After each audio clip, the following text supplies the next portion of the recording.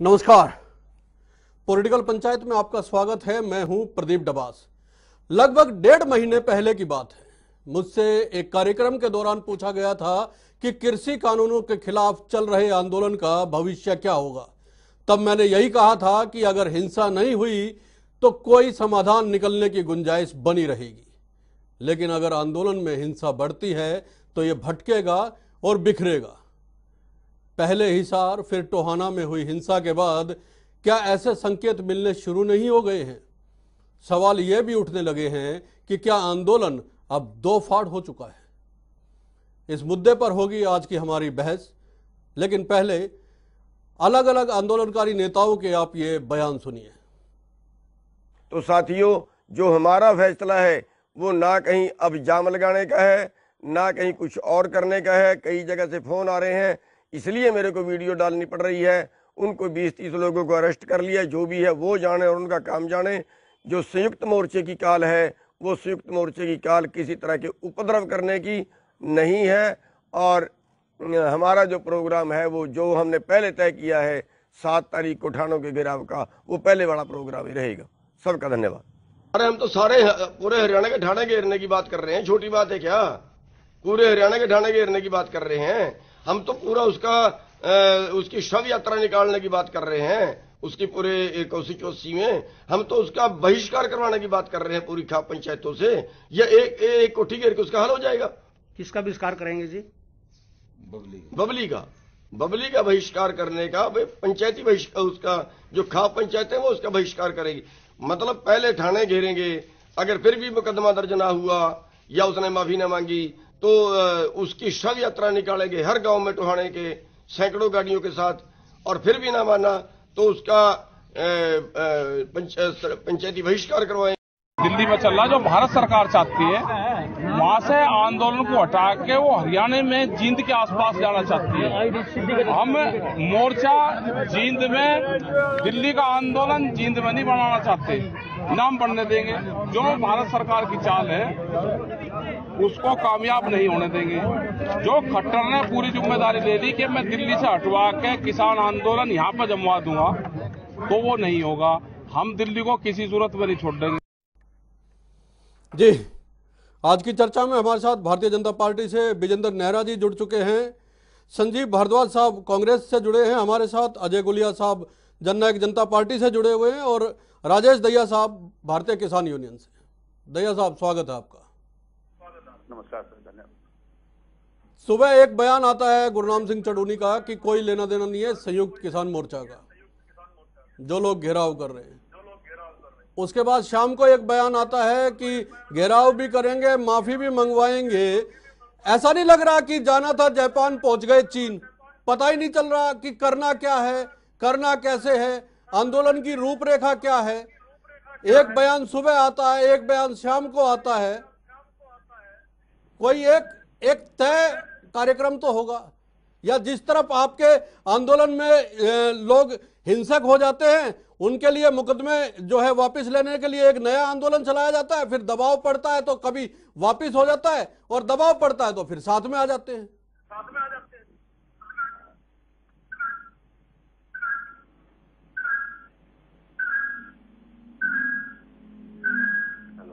जी बोलिए राजेश जी। हाँ प्रदीप जी, आपकी बात जवाब ये है कि हमारा जो आंदोलन है वो 6 महीने से ज्यादा से चला हुआ है तीनों बॉर्डर पे। मेन सेंटर हमारा कुंडली बॉर्डर है, जहाँ से हमारा संयुक्त किसान मोर्चे की मीटिंग होती है और वहां से हमारा जो मैसेज दिया जाता है वो सब जगह पहुंचता है। अब रही बात आपकी टोहाना की, अब 3-4 दिन पहले खट्टर साहब दिल्ली गए थे, प्रधानमंत्री से मिलकर आए थे। तो ऐसी क्या है इमरजेंसी थी प्रधानमंत्री से मिलने की कोरोना काल में कि मुख्यमंत्री वहां गया है?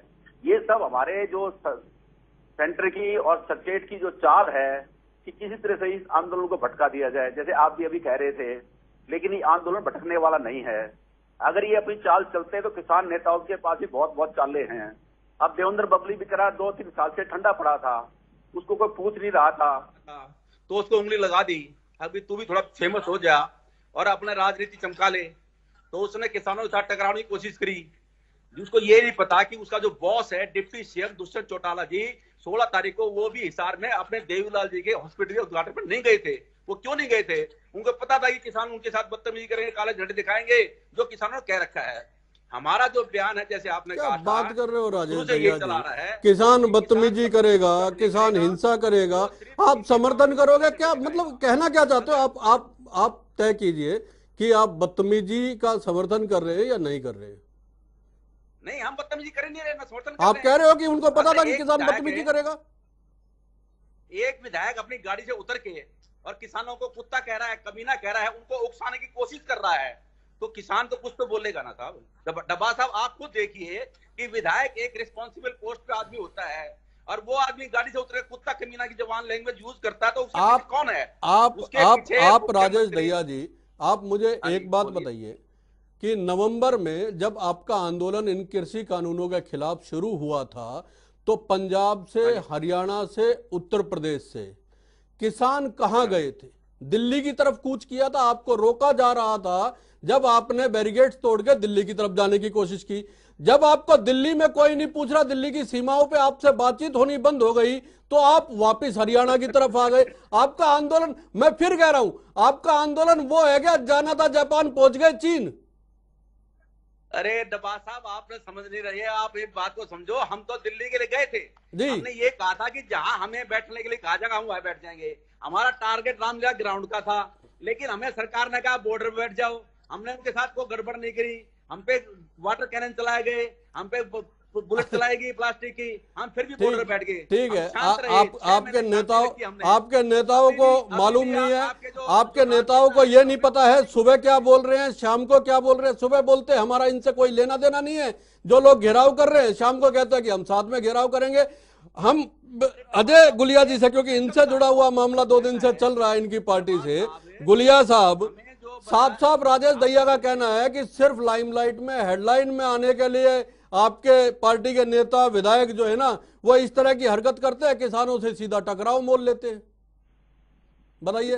प्रदीप जी, मैं एक चीज कहना चाहूंगा। पहली बात तो राजेश दहिया जी को शायद खुद नहीं पता वो क्या कह रहे हैं, और ये चीज ना सिर्फ इन पे लागू होती है, जो आज क्या समझाओगे? हरियाणा प्रदेश का सबसे सुन तो लो, क्या क्या पता इनकी बात आपकी समझ में ही आ जाए। मुख्यमंत्री मैं तो चाहता भी नहीं इनको समझाना, पता नहीं है, नहीं इनकी बात तो मैं समझना भी नहीं चाहता। देखिए, हरियाणा प्रदेश के अंदर आप समझना चाहते नहीं गुलिया साहब, आप समझा पा नहीं रहे हो, है ना। फिर आपको यह कहा जाता है कि आप लाइमलाइट में, हेडलाइन में आने के लिए आपके विधायक जो है लड़ते हैं किसानों से। बोलिए, आप अपनी बात पूरी कीजिए। अरे पहले गौतम साहब सुन लो दहिया साहब, सुन लो पहले, सुन लीजिए। आप जब बोले थे कोई नहीं बोला था बीच में। सुनिए दहिया साहब, बोलिए गुलिया साहब, बोलिए। देखिए डबा साहब, मैं एक चीज कहना चाहूंगा कि हरियाणा प्रदेश के अंदर अगर कोई आज सबसे ज्यादा अराजकता का माहौल फैलाना चाहता है तो वो गुरनाम सिंह सडूनी है। कभी सुबह कुछ बयान देते हैं, फिर कुछ बयान देते हैं। देखिए, मैं एक चीज कहना चाहता हूँ, जब आप जिम्मेवारी लेते हैं तो आपकी जिम्मेवारी बनती है। अगर आप किसी मूवमेंट को लीड कर रहे हैं, लेकिन लोग अब इसकी राजनीति समझ चुके हैं। ये तो किसानों के पीछे छुप करके गुरनाम सिंह सडूनी अपनी राजनीति चमकाना चाहता है, और मैं तो खुली चुनौती देता हूँ। डबाज साहब, मैं आपको वीडियो सेंड करूंगा। जब हमला हुआ, शीशा तोड़े गए और गंदी माँ बहन की भद्दी गालियां दी गई, तब तक तो शीशा भी नहीं उतारा था विधायक की तरफ से। टोहाना के विधायक की गाड़ी का शीशा भी डाउन नहीं हुआ था। उससे पहले गंदी माँ बहन की बेटियों की गाड़ी दी गई। मैं इनसे पूछना चाहता हूँ, आंदोलन करें, इनका अधिकार है। और लोकतंत्र में देखिए, संविधान इनको अधिकार देता है सबको कि वो अपनी मांगों के लिए आंदोलन करें। लेकिन क्या मैं तो कहता हूँ, ना सिर्फ विधायक बल्कि किसी भी आम नागरिक को, क्योंकि सबका सम्मान बराबर है, चाहे कोई इस देश का प्रधानमंत्री है, प्रदेश का मुख्यमंत्री है या आम नागरिक है। ये माँ बहन की गंदी गालियां जो लोग वहां दे रहे थे, ये मुझे बताएं कि वो लोग कौन थे। अगर कुछ लोग आंदोलन की आड़ में घुस करके कोई व्यक्तिगत रंजिश, तो ये लोगों को चेक करना चाहिए कि वो कौन लोग थे। ये उनको सामने लेकर के आए सच्चाई। और गुरनाम सिंह सडूनी जैसे लोग, गुरनाम सिंह सडूनी जैसे लोग, तो फिर आप मुकदमे वापस लेने के लिए आंदोलन क्यों कर रहे हो? अगर वो जेजेपी के गुंडे ही थे तो फिर आप मुकदमे वापस लेने के लिए आंदोलन क्यों कर रहे हो साहब? क्या बात कर रहे हो राजेश जी? मैं विजेंद्र नेहरा जी आपके पास आता हूँ। सुनिए विजेंद्र जी, आपके ऊपर सीधा सीधा ये आरोप लग रहा है कि आप दिल्ली के आंदोलन को जींद लेके आने की कोशिश कर रहे हैं और उसको समेटना चाहते हैं। अब इस तरह दबाया जाएगा किसानों को तो फिर तो यही होगा आप लोगों के साथ। देखिए प्रदीप जी, आप बहुत वरिष्ठ पत्रकार हैं, मेरा निवेदन है आपसे, क्योंकि डिबेट आप बहुत अच्छी कराते हैं, तथ्यों पर कराते हैं, तो मेरे बीच में कोई ना बोले, क्योंकि मैं किसी के बीच में नहीं बोला। देखिए प्रदीप जी, मैंने गुरनाम सिंह चडूनी जी के 2-3 बयान सुने हैं। एक बयान मैंने उनका ये भी सुना है कि देवेंद्र बबली जी के घर को घेरो, सबको भड़काने का उन्होंने काम किया है कि वहां पे जाओ, उनका घेराव करो। उसके बाद में एक बयान मैंने उनका ये भी सुना है कि कुछ लोग वहां पे जा चुके हैं, वो बागी हो चुके हैं, वो राजनीति कर रहे हैं, वो अपने चेहरे को चमका रहे हैं, हमारा उनसे कोई मतलब नहीं है, पुलिस ने उनको अरेस्ट कर लिया है, उनकी वो जाने, अब वो अपना भुगतेंगे। यानी गुरनाम सिंह चडूनी के दोनों हाथों में लड्डू हैं। पहले वो किसानों को भड़काने का काम करते हैं, युवाओं को भड़काने का काम करते हैं, और जब युवा भड़कने के बाद में उपद्रव करते हैं तो गुरनाम सिंह चडूनी कहता मेरा कोई मतलब नहीं है।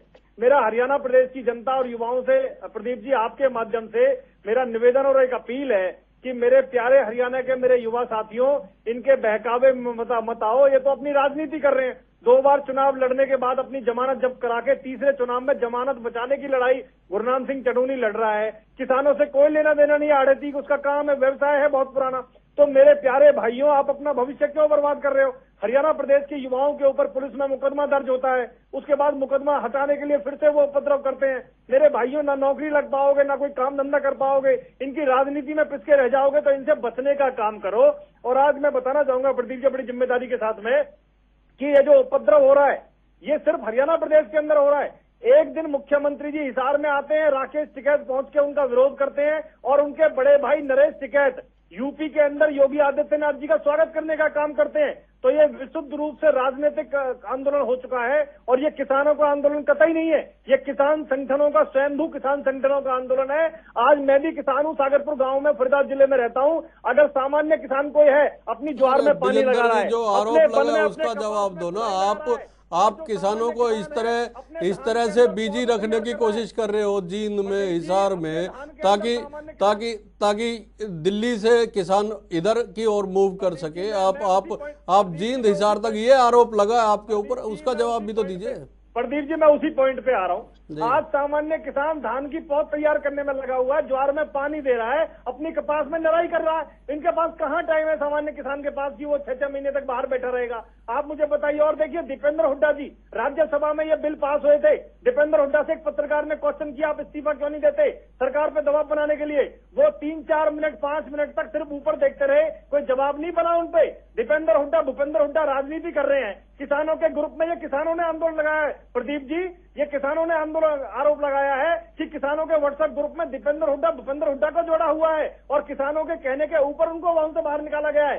दूसरा, इनको 5 दिसंबर 2020 को प्रदीप जी भारत सरकार ने लिखित में एक प्रस्ताव भेजा था। उस प्रस्ताव की क्या कंडीशन थी?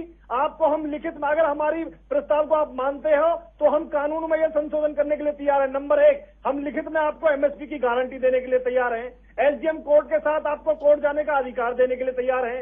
मंडी से बाहर व्यापारी का रजिस्ट्रेशन करने के लिए तैयार है। ये सारी बातें तो हो चुकी, उसके बाद भी बातचीत बंद है। मैं संजीव जी के पास चलता हूँ। संजीव जी, घूम फिर के आरोप आप ही के ऊपर लगता है, आपकी पार्टी पे ही लगता है कि भाई राजनीति आप लोग किसानों को भड़का के कर रहे हैं। ये पिछले, जब से ये आंदोलन इस तरह से हरियाणा में बढ़ना शुरू हुआ तब से कांग्रेस इसके लिए जिम्मेदार होगी।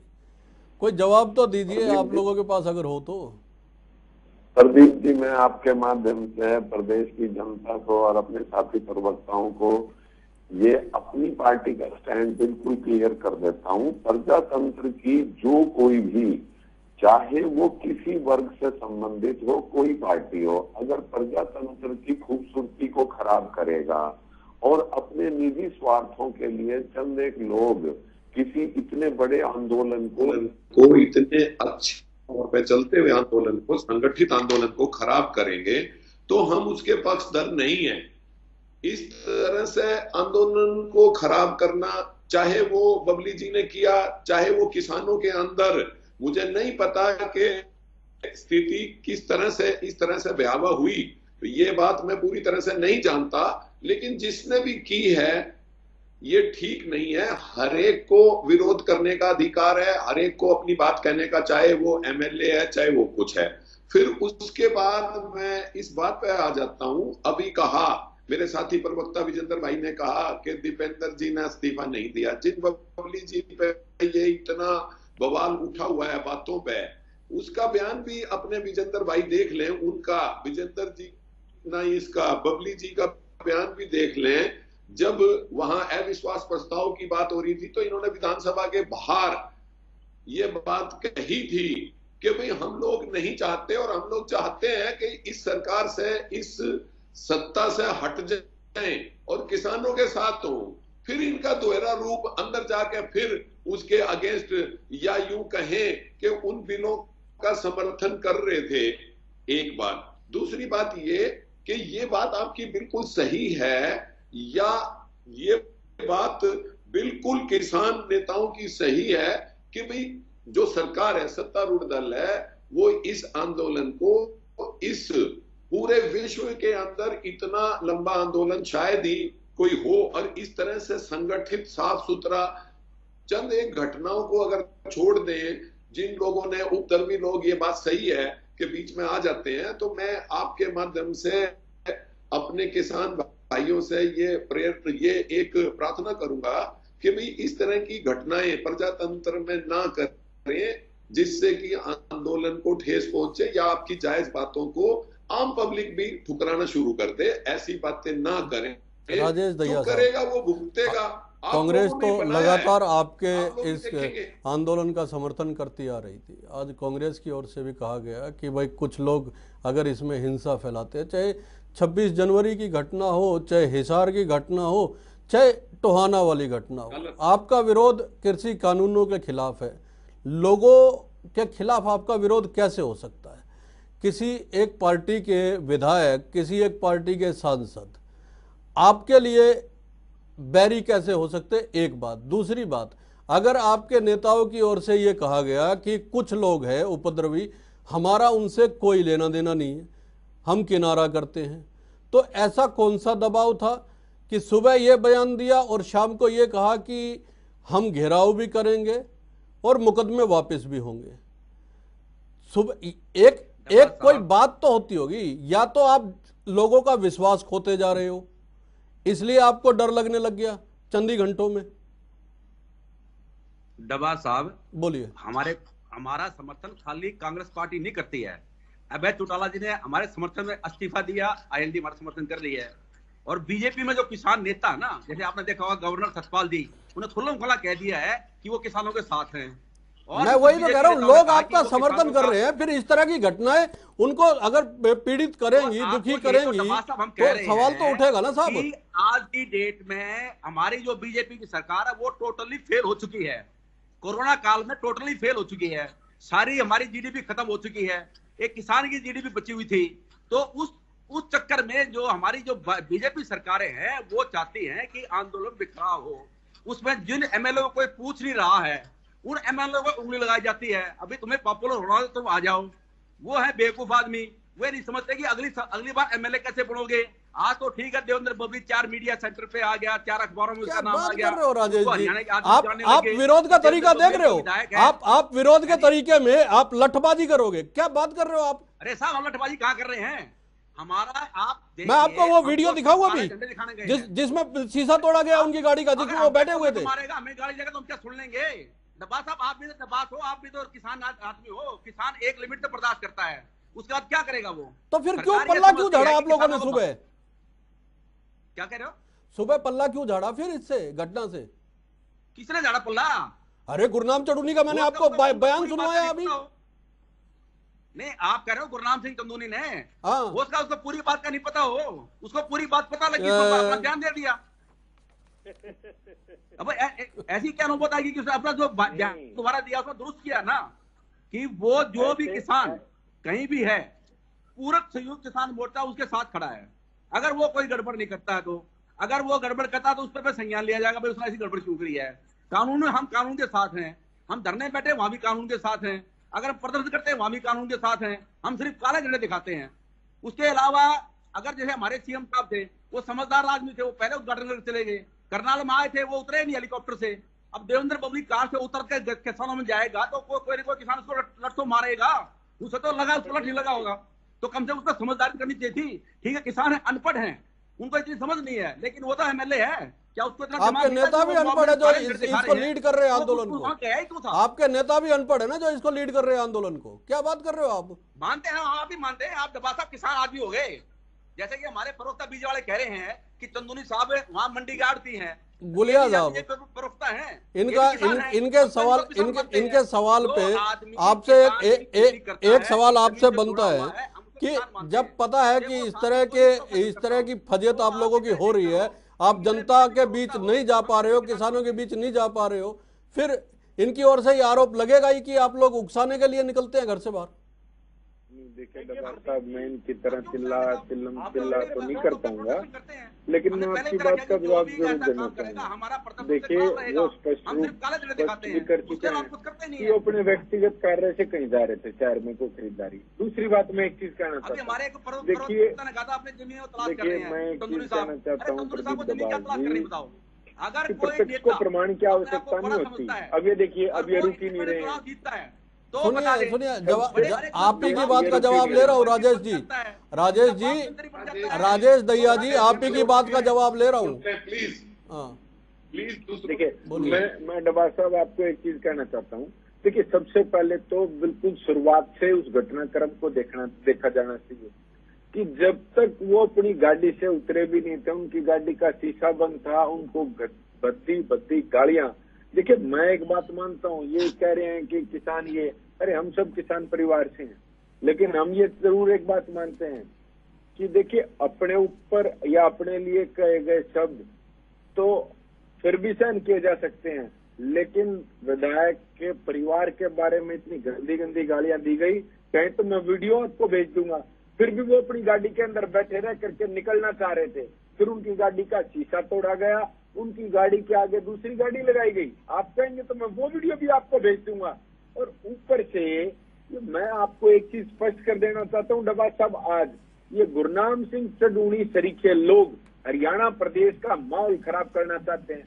ये तो अपनी पता नहीं कौन सी टिकटें फाइनल करने में लगे हुए हैं, कौन सी सेटिंग कांग्रेस के साथ करने में लगे हुए हैं। अरे कभी कुछ कहते हैं, कभी उनके साथ है, कभी साथ नहीं है। मैं एक चीज मानता हूँ, हरियाणा प्रदेश का किसान बिल्कुल भी ऐसे लोगों के साथ नहीं होना चाहेगा जो इस प्रकार की गंदी गालियां या व्यक्तिगत रूप से किसी के ऊपर हमले करते हैं। और मैं एक चीज और कहना चाहूंगा कि जो राजनीतिक रूप से प्रतिद्वंदी होते हैं वो किसानों के पीछे छिप करके भी आगे प्रदेश का माहौल खराब करने का प्रयास करेंगे। और ये गुरनाम सिंह चडूणी जैसे लोग, संजीव भारद्वाज साहब, हाँ जी झड़प किसानों की जेजेपी विधायक के साथ हुई और साथी प्रवक्ता और घेरा जा रहा है कांग्रेस को। अजय गुलिया जी से, साथी प्रवक्ता से कहूंगा कि डिबेट इसलिए होती है कि बात की सच्चाई को समझे। बेवजह किसी को वैसे ही लांछन देना, आप बार बेवजह कांग्रेस कांग्रेस कांग्रेस, कांग्रेस आपको कहां दिखाई दे? यदि एक मिनट पूरी बात सुन ले प्लीज, पूरी बात सुन ले, मैं जवाब देता हूं प्लीज। सुनिए पहले भारद्वाज साहब को सुन लेते हैं, पूरी बात तो आप अजय जी पूरी बात सुन लें। कांग्रेस ये कहती है कि हम किसानों के साथ हैं, किसानों की जायज मांगों के साथ हैं। हम किसी को ये नहीं कहते, ना तो हम बबली जी की किसी गलत बात को अप्रिशिएट करते और ना ही किसानों के अंदर किसी ने कोई ऐसी बदतमीजी करी है तो प्रजातंत्र की खूबसूरती को खराब करने के हम पक्षधर नहीं है, बिल्कुल नहीं है। लेकिन आप लोग भी षड्यंत्र के तहत किसानों को इधर उधर दौड़ा रहे हैं, सत्ता में बैठे हुए किसानों की इतनी बुरी हालत कर रहे हैं कि 300 से ऊपर किसान, सैकड़ों किसान अपनी जानों की आहुति दे चुके हैं। आपको दिखाई नहीं दे रहा, आपको कुछ नहीं दिखाई दे रहा। टीवी के सामने बैठ के ऐसे धार्मिक प्रचार करना या बोलना, ये आपकी भी कहीं ना कहीं जो ये फ्रस्ट्रेशन है कुछ लोगों में, उस बात का भी नतीजा है कि आप उनकी डिमांडों को सही तरह से नहीं ले रहे। आप इस समस्या को इतना सीरियस नहरा साहब संवेदन, देखिए संवेदनहीनता का स्तर तो ये है कि 21 तारीख को आप लोगों को एक खत लिखा गया कि आप बातचीत के लिए बुलाइए। ये सब कुछ इसीलिए हो रहा ना क्योंकि आप बातचीत का माहौल नहीं बना रहे सरकार की ओर से। किसान चाहते हैं या आंदोलनकारी चाहते हैं कि बातचीत हो, बातचीत का सिलसिला आगे बढ़े। 11 दौर की बातचीत हुई, उसके बाद जनवरी के बाद अब तक बातचीत का कोई, मुझे नहीं लगता कि सरकार की ओर से कोई प्रयास इस तरह का अब हो भी रहा है कि बातचीत के लिए कोई माहौल तैयार किया जाए। फ्रस्ट्रेशन में भारद्वाज साहब कह रहे हैं कि ऐसी हरकतें होती रहेंगी जब किसी की सुनवाई नहीं हो रही है और 500 के आसपास लोग मर जाते हैं एक आंदोलन में, तो फिर इस तरह के नतीजों के लिए तो तैयार रहा करो आप लोग। प्रदीप जी देखिए, मैं आपको बताना चाहूंगा बड़ी जिम्मेदारी से, 11 दौर की जो वार्ता भारत सरकार ने 50 घंटे से अधिक किसान संगठन के नेताओं के साथ में की, उसमें भारत सरकार ने बड़े स्पष्ट रूप से कहा कि 1.5 साल तक कानूनों को स्थगित करने के साथ साथ किसानों के और सरकार के बीच में कमेटी बने जो इस कानूनों के प्रावधानों पर चर्चा करे और जो प्रावधान किसानों को ठीक लगे उसको हम करने के लिए तैयार हैं। अब जो आपने किसानों की बात की है, मैं आपको बताना चाहूंगा प्रदीप जी, आप बहुत वरिष्ठ पत्रकार हैं, सरकार ने बिल्कुल स्पष्ट रूप से कहा है कि आप प्रस्ताव बना करके भेजिए। भारत सरकार ने जो हमारे पास बेस्ट प्रपोजल है 1.5 साल तक कानूनों को स्थगित करके किसान सरकार के बीच में कमेटी बनाने का, अगर उससे अच्छा कोई प्रस्ताव आपके पास किसानों के इस कानूनों को रद्द कराने के अलावा कोई विकल्प है आपके पास में, तो आप हमें प्रस्ताव बनाकर भेजिए। उन्होंने नहीं भेजा। दूसरा, मैं आपको बताना चाहूंगा असली जो दिक्कत है, वो परेशानी है प्रदीप जी, वो ये है कि इस बार हरियाणा प्रदेश की सरकार ने 16,000 करोड़ से अधिक राशि किसानों के बैंक अकाउंट में जो भेजी है और 1 करोड़ से अधिक का जो ब्याज दिया है, 81 लाख मीट्रिक टन का जो लक्ष्य था गेहूं खरीद का, उसको 83 लाख मीट्रिक टन से अधिक हमने खरीद किया है। और इन कानूनों के तहत थोड़ी हुआ है, उनको छोड़िए आप, वो इन कानूनों के तहत नहीं हुआ। ये योजनाएं चल रही है सरकार की जी। 30 सेकंड में हरियाणा सबसे ज्यादा संघर्ष किसी नेता ने किया है, ओम प्रकाश धनखड़ जी ने किया है। और मैं बताना चाहूंगा, सबसे पहले जब कानूनों के विरोध में किसान संगठन आए थे, धनखड़ जी ने 3 सांसदों की कमेटी बनाई थी और 3 सांसदों की कमेटी ने जो भी सुझाव वहां पे दिए थे किसान संगठन के नेताओं को केंद्रीय कृषि मंत्री जी से मिलवा करके और इन कानूनों के ड्राफ्ट फाइनल होने से पहले उन संशोधनों को शामिल कराने का काम हमारे आदरणीय प्रदेश अध्यक्ष ओम प्रकाश धनखड़ जी ने किया था। लेकिन आपकी सरकार से तो किसान जितने खुश है और जितने नाराज है सबको अभी दिख रहा है। मैं एक बात संजीव भारद्वाज जी आपसे ही पूछना चाहूँ, आपकी सरकारों में भी किसानों को लेकर तमाम सपने तो जरूर दिखाए गए, किसान आयोग का गठन भी हुआ, कई मुख्यमंत्रियों की कमेटियां भी बनी, आपने कितना भला किया किसानों का, जो आज आपके ऊपर यह आरोप लग रहा है कि आप किसानों के कंधों पे बंदूक रख के चला रहे हैं, निशाना साध रहे हैं। सरकार तो आपकी भी 10 साल केंद्र में और प्रदेश में दोनों रही थी। प्रदीप जी, मेरी ये सिर्फ 3 लाइनों में इसका जवाब है। पहली लाइन तो ये, बार बार मेरे भाई प्रवक्ता विजेंद्र जी कह रहे हैं कि 50 घंटे हमने वार्ता की। इनको ये भी ज्ञान होना चाहिए कि जिनकी 50 घंटे की बात सुना रहे हैं, उन्होंने 10 साल का राज इनके हाथ में दे दिया। वो इसलिए नहीं दिया था कि उनको सड़कों पे अपने प्राणों की आहुति देनी पड़ रही है और अपनी बात से भी ना मनवा सके। आपने 10 साल में क्या किया संजीव जी, ये बताइए। और आपकी कांग्रेस की बोलने दीजिए एक बार, मेरे पास आखिरी का 30 सेकंड है, मेरे को आखिरी का 30 सेकंड है, 10 सेकंड में विजेंद्र जी मेरे को 10 सेकंड आप उधर भी देने हैं। बोलिए भारद्वाज साहब, बोलिए प्लीज। आप बोलेंगे तो मैं नहीं बोल पाऊंगा। विजेंद्र जी एक मिनट सुनिए इनकी बात। विजेंद्र जी सुनिए, हाँ बोलिए भारद्वाज साहब। दूसरी बात का जवाब प्रदीप जी, मैं आपके माध्यम से विजेंद्र भाई को और जनता को बताना चाहूंगा कि जितनी मैक्सिमम जितनी मांगे अगर सरकार कांग्रेस की टाइम में आती थी तो वो सहमति से उसको दूर करती थी। अगर सहमति नहीं बनती थी तो वो कानून लागू नहीं होते थे। मैं आखिरी के 10 सेकंड, राजेश दहिया जी, अगर किसानों का या आंदोलनकारियों का यही रवैया रहा, नेताओं पे लोगों पे हमले किए जाते रहे, हिंसा होती रही, आपको लगता है बातचीत का माहौल बना पाएगी सरकार? ऐसा है डब्बा साहब, आपने पहले भी अपने बयान में कहा था कि सरकार चाहते नहीं बातचीत हो। जैसे हमारे जो बीजेपी प्रवक्ता आते हैं वो यहाँ पर रट शब्द बोलते हैं, हमने ये किया, हमने वो किया। अगर किसी आंदोलनकारी को या किसी किसान को सरकार कन्विंस नहीं कर पाती है तो समझो किसान सरकार जो है वो फेल हो चुकी है। सरकार के पास सरकार समझा नहीं पा रही है। बीजेपी कह रही है कि सरकार ने समझाने में कोई कसर नहीं छोड़ी, कांग्रेस कह रही है कि सरकार फेल है। इसका हल क्या निकलेगा ये वक्त पे छोड़ना पड़ेगा। नमस्कार।